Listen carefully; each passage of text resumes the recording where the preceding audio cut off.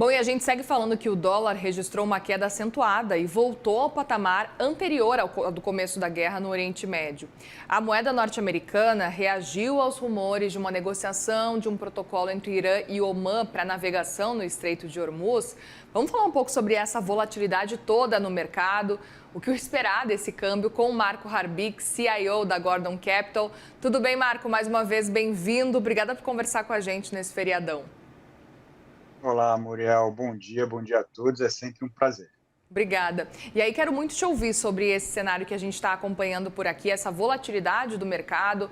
Ontem mesmo a gente viu o mercado com muito mau humor até surgir essa leve possibilidade de uma aparente negociação que até agora não se confirmou para a liberação do Estreito de Hormuz. E aí a gente viu o dólar voltando a cair, a gente viu o mercado voltando a subir. Nova York automaticamente virou da queda para começar a subir.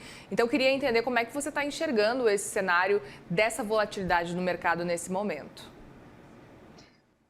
Muito bem colocado. Assim, desde janeiro, o dólar já se desvalorizou, né? Houve uma valorização do real em 6,5%, mais ou menos, né?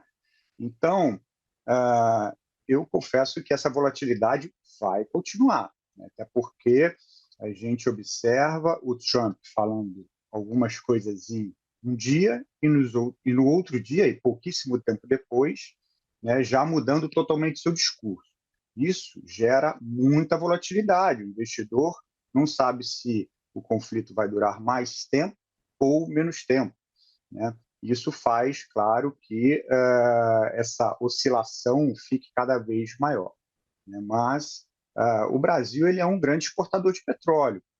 Então, isso facilita, né, num sentido de entrada de recursos no país.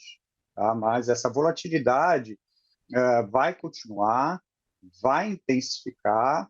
Eu acho que ter uma previsibilidade nesse momento vai ficar um pouco difícil.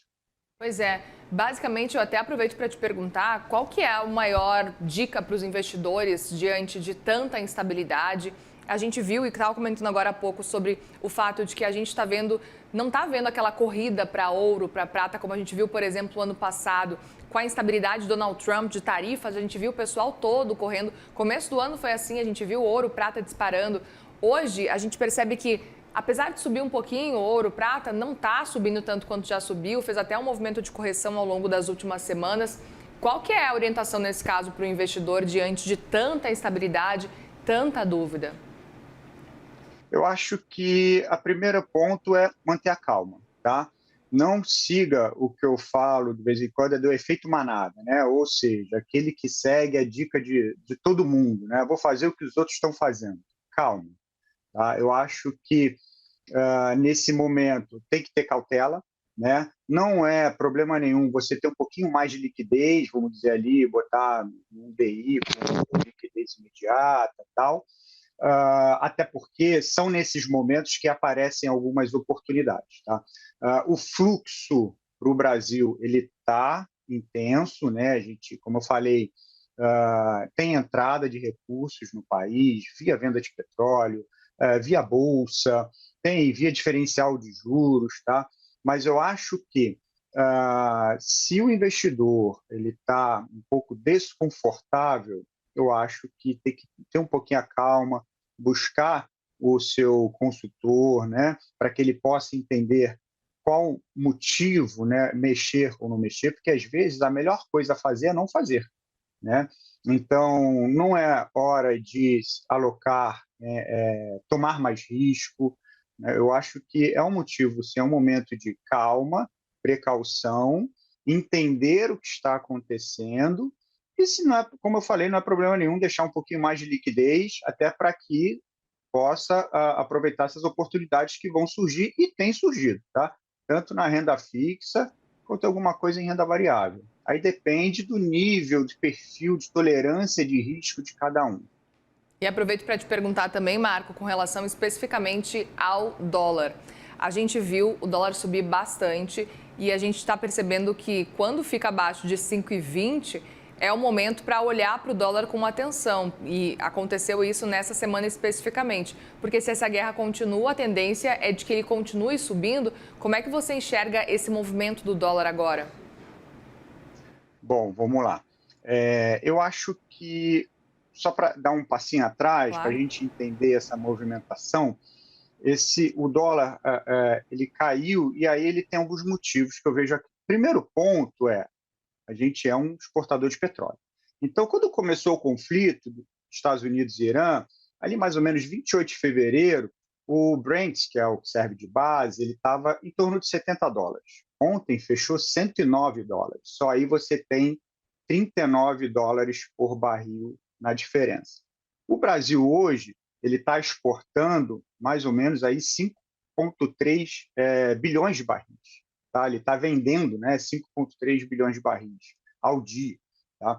Então, assim, 5,3 milhões de barris por dia. Então, se você pensar, o Brasil arrecadou, nesse ponto, nesses 34 dias de conflito, 7,5 bi de dólares, são 36 bi de reais, só no conflito. Tem a parte do fluxo da Bolsa também, né? Porque tem Petrobras, tem Vale, tem bancos. O fluxo financeiro hoje de Bolsa, nesse ano, está positivo, líquido, em 53 bi. Né? Então, você já tem 36 de dólar, já tem 36 de reais no petróleo, já tem 53 na Bolsa. E tem um outro ponto também, que aqui tem um ponto importante, é o que a gente chama do diferencial de juros. Esse diferencial de juros possibilita realizar uma operação que a gente chama de carry trade. O que é isso? Eu vendo dólar lá fora, compro juros aqui, né? Porque se a gente pegar a taxa de juros dos Estados Unidos, ali 3,5, 3,75, a nossa diminuiu para 14,75. Arredondando a conta, 3,75, a gente pode fazer ainda, o investidor, quando ele faz essa operação, ele faz uma operação ainda que a gente chama do hedge cambial, que é a proteção que ele faz para que o dólar se valorize muito, né? Ou seja, ele está fazendo uma operação a 5,15, mas ele pode, o dólar pode subir, sei lá, para 9, né? Um exemplo assim, só em fins de exemplos, né? Então, para que ele vai ter que fazer para se proteger dessa valorização do dólar? Ele faz o que a gente chama do hedge cambial.